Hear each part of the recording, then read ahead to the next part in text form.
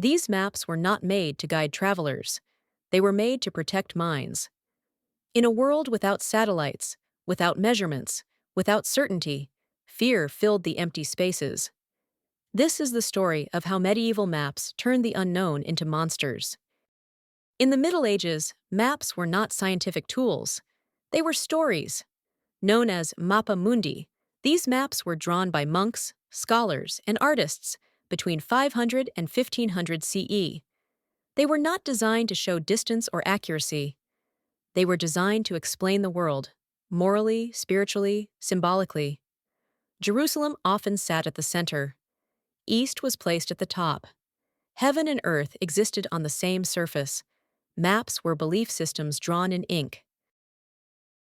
Beyond the known lands, there were no answers. So artists filled the void. Oceans became homes to serpents. Unmapped lands held giants, dragons, and hybrid creatures. These images were not decoration. They were warnings. The message was clear. Here, the world becomes dangerous. Fear was not hidden, it was illustrated. One phrase became legendary. Hic sunt dracones. Here be dragons. Though rare in surviving maps, the idea became symbolic of the medieval mindset. When certainty disappeared, imagination took control. Dragons represented chaos. Sea monsters symbolized loss of control. The edge of the map marked the edge of human understanding. These maps did more than describe the world. They shaped behavior.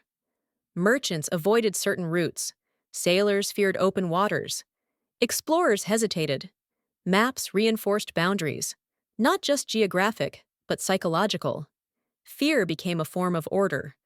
By visualizing danger, maps taught people where they belonged and where they did not. By the 15th century, things began to change. Exploration expanded. Navigation improved. Knowledge challenged fear. Monsters slowly disappeared from maps. Measurements replaced myths.